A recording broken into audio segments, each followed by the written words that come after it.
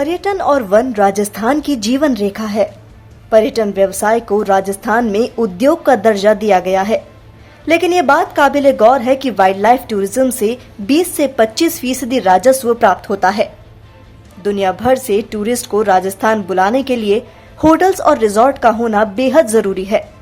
सरिस्का, रणथंभौर व अन्य wild life sanctuary के निकट बने होटल्स को हटाए जाने की भ्रामक बातों से पर्यटकों और होटल व्यवसायियों में भय पैदा हो रहा है, जिससे राजस्थान की ओर बढ़ते पर्यटकों के कदम रुकने लगे हैं।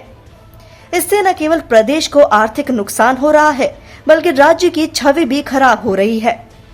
पर्यटकों को आवाजाही, बाघों के संरक्षण के लिए पर्यटक बेहद जरूरी है, क्योंकि पर्यटन और संरक्षण साथ साथ चलते हैं।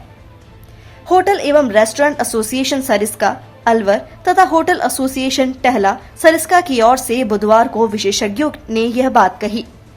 गजेंद्र सिंह पंवार ने सरिस्का सेंचुरी के निकट बने होटल्स को ध्वस्त करने की भ्रामक खबरों का खंडन किया और उन्होंने कहा कि होटल्स को हटाने की बात निराधार है। पर्यटकों और व्यवसायियों को घबराने की जरूरत नहीं है। सरकार की ओर से सभी सेंचुरी का मास्टर प्लान बनाने की योजना है, लेकिन इससे वहां मौजूद होटल्स को किसी तरह का कोई खतरा नहीं है। एडवोकेट डॉक्टर भगवान सिंह नाथावत ने सुप्रीम कोर्ट व अन्य राज्यों की हाईकोर्ट के फैसले का हवाला देते हुए बताया कि प्रदेश सरकार की ओर से अभी तक इको सेंसिटिव जोन का कोई मापदंड तैयार नहीं किया गया है।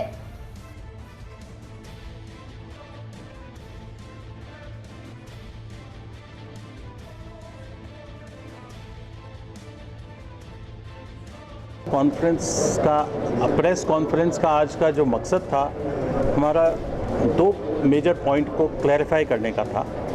एक पॉइंट है जो कि कुछ न्यूज़पेपर्स में भ्रांति फैलाई जा रही है कि सरिस्का में जो होटल बने हुए हैं सब अवैध हैं और उनको जो है नोटिसेस मिलने वाले हैं और 1 हफ्ते के अंदर वो गिरा दिए जाएंगे। ऐसा नहीं है कि सारे होटल जो हैं जो हमारी एसोसिएशन से एसोसिएटेड हैं उनके सबके पास परमिशंस हैं, रेगुलेटेड एक्टिविटी में हैं, रेगुलेटेड एक्टिविटी में हैं और कोई भी उनमें कोई भी डिस्क्रिपेंसी या डिस्प्यूट नहीं है as far as the rules and regulations are concern. ठीक है ना। इसलिए एक तो ये था। दूसरा हमारा पॉइंट ये था आज का कि टाइगर टूरिज्म, हम सब टाइगर देखना चाहते हैं, हम सब टाइगर की बात कर रहे हैं। हम Hindustan is the only country जहाँ की वाइल्ड लाइफ में वाइल्ड नेचर में टाइगर एग्जिस्ट करते हैं। चाइना में, थाईलैंड में जो टाइगर हैं वो सिर्फ कैप्टिविटी में हैं। हिंदुस्तान एक ऐसा देश है जहाँ टाइगर खुले में रहता है और इसको हमने नेशनल एनिमल भी डिक्लेयर किया है। तो टाइगर की जो पॉपुलेशन है उसको एक लेवल पे बढ़ाना था, एक इंटरनेशनल उसके अंदर हमारे प्राइम मिनिस्टर साहब ने भी कहा था कि हम 2022 तक कितने नंबर पहुंच जाएंगे, वो हमने 2020 में ही कंप्लीट कर लिया था। तो जो कंजर्वेशन है टाइगर का, जो टाइगर को एक प्रोटेक्टेड सेंचुरी में रखने का जो कंजर्वेशन का पार्ट है वो बहुत मुस्तैदी से हमारे जो फॉरेस्ट डिपार्टमेंट है वो बहुत मुस्तैदी से कर रहा है और हमने अपना टारगेट अचीव कर लिया। लेकिन अब उसको आगे भी बढ़ाना है, टाइगर के नंबर और भी बढ़ेंगे। अभी तो क्या है कि tiger limited number of centuries में है। अब जहाँ जहाँ टाइगर की पॉपुलेशन बहुत ज़्यादा बढ़ गई है, जैसे कि रणथंभौर में बहुत ज़्यादा बढ़ गई है, उससे ज़्यादा वो बढ़ नहीं सकते हैं। तो वो क्या होगा कि वो बाहर जाएंगे, गाँव के एरिया में जाएंगे।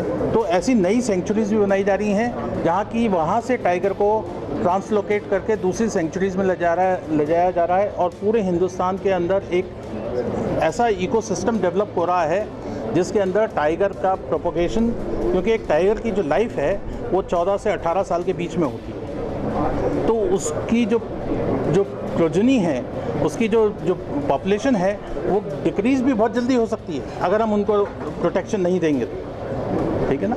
तो इसलिए उसको प्रोटेक्ट करना बहुत ज़रूरी है। तो मैंने 4 दिन के अंदर 10 टाइगर देखे, तो इसका मतलब यह है कि टाइगर प्रोपोगेट हो रहा है। ठीक है ना। तो हम सब चाहते हैं कि टाइगर प्रोपोगेट हो और उसका प्रोटेक्शन हो। तो जब टूरिस्ट जंगल में जाता है और वो टाइगर देखता है, वो उसकी रिपोर्टिंग करता है और उस रिपोर्टिंग की वजह से जो पोचर्स हैं और जो नेगेटिव जो प्रोपेगेंडा हो रहा है उसको रोका जा सकता है, ठीक है ना। तो दीज वर द इंडिया से के लेजिस्लेशन से बन के नोटिफाई होके हो रहा है। एनवायरमेंट प्रोटेक्शन एक्ट का एम है that there should be no pollution. It has got no connection with the conservation of forest and wildlife. First of all, the ecosystem zone is being notified under Environment Protection Act 1986. Non-polluting industries should not be introduced in this area. Only non-polluting industries should be introduced. Polluting industries should not be introduced. Hotel and resort is not a polluting industry. That's why it has been kept as a regulated activity in the guidelines issued by the Ministry of Environment and Forest की guideline के अंदर इसको regulated माना गया है। माननीय सर्वोच्च न्यायालय के आदेश 26 अप्रैल 2023 के पैरा 40 में माननीय सर्वोच्च न्यायालय ने इसको रेगुलेटेड एक्टिविटी माना है। दूसरा, होटल एंड रिसोर्ट किस तरह से कंट्रीब्यूट कर रहा है इसका मैं आपको ज्वलंत उदाहरण दूंगा। 20% एरिया में होटलियर या रिसोर्ट वाला कंस्ट्रक्शन करता है, 80% में प्लांटेशन करता है। That raising the forest according the definition of the supreme court, any area which is having 200 number of plants per hectare, that is the forest area. Hoteliers and resort people are increasing, enhancing the forest area of this country, of this state.